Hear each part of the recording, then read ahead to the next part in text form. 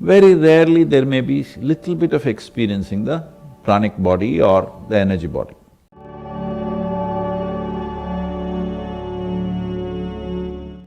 Because what we are seeing as space, in my experience, is a consequence of time.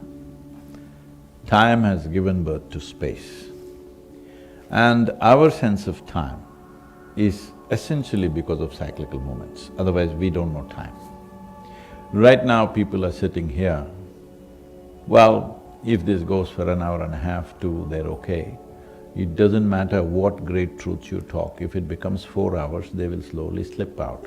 Yeah. Because not the clock, their bladder keeps time. Yeah. Their backside keeps time, their lower back keeps time. Hello? Suppose they didn't have a body, we took away their bodies, then if we sat here for 2 million years, they have no problem. We as physical beings are a consequence of time, which is essentially cyclical movements of physical material. We are a consequence of that. If we rise above our physicality, there is no sense of time in us. This is what, unfortunately, the Western observers are saying is trance.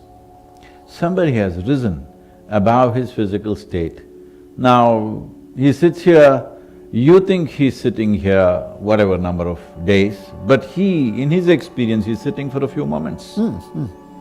It's a living experience for me in my life.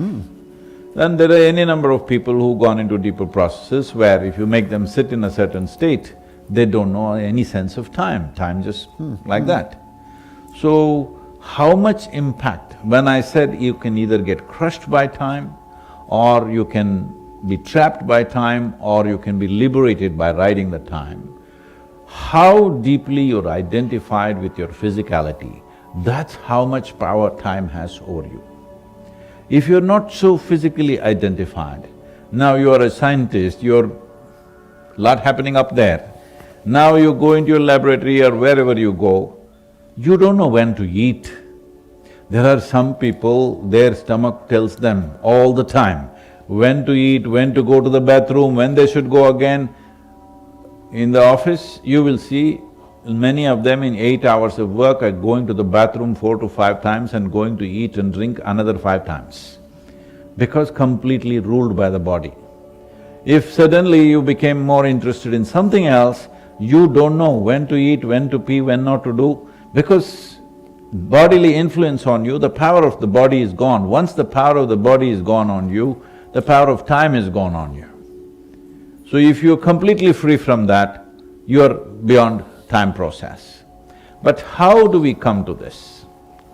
We look at human body as a construct like this. There is a physical body which is an accumulation of the food that we have eaten. This is the hardware that we built. There is a software which you're calling as a mental space, is it? I'm sorry, mental space. It's a mental body, we call that also as body. We're calling everything body, all the 5 aspects we call it as body because body means you can observe, you can learn. Space is a vague thing. So there is a mental body, there is memory and information and intelligence right across. So the mental body, this is the software.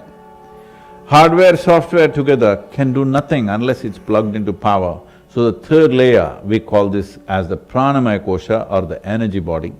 So it's plugged in and these things are functioning. Most human beings live their life between physical, mental bodies. Very rarely there may be little bit of experiencing the pranic body or the energy body.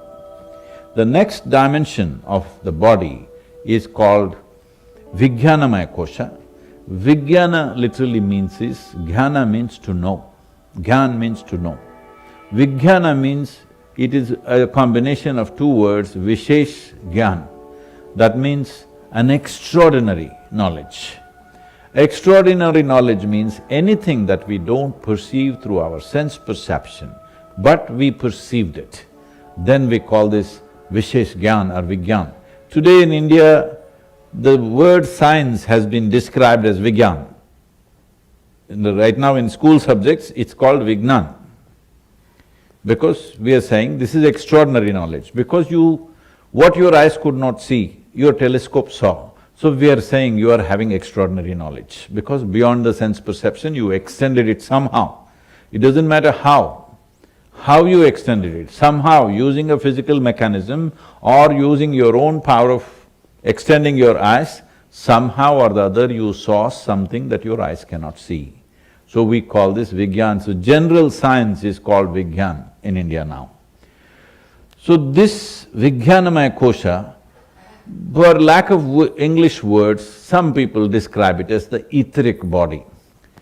What this means is, it's a transitional body. Between physicality and non-physicality, there's a transition. So now, from what you are saying, because I'm not much of a scientist by any standards, so what I perceive is, science is little bit putting its tentacles or its, what do you call this, the cockroach things? Antenna. Antenna. You're putting your antenna into Vijnanamaya Kosha, but not able to enter. The fifth layer of the body, we call it as bliss body, not because there's a bubble of bliss inside, simply because we do not know what is its nature. Because it's not physical at all, we cannot define by any word or describe it by any description. So we say bliss body because this is child's language. It is like your child sees a speaker, let's say, a speaker like this, and you say boom, boom. So in that language we are talking. When we touch it, our experience becomes so blissful. So we are saying this is bliss body. We are not saying that is the nature of that. We are saying when we touch it, we eat something and we say it's sweet. Because sweet is our experience. That is not the nature of what it is. This is our experience, so we call it bliss body. Right now, please, I am not trying to be countering something, I'm just trying to define my understanding of this. From what you are saying, I see that you are nibbling at Vijnanamaya Kosha. But to cross it, if you don't come out of the other day I called it a dungeon, today I will remain into foundation. The foundations of logic you must cross, because logic can function only with two, this and that. Without that, you cannot. Now, these two things have gone till here, it needs to become like this. So somebody married time and space, that needs to happen within us. This marriage of time and space or merger of time and space can only happen if you transcend your physical nature. Otherwise, it will not go there.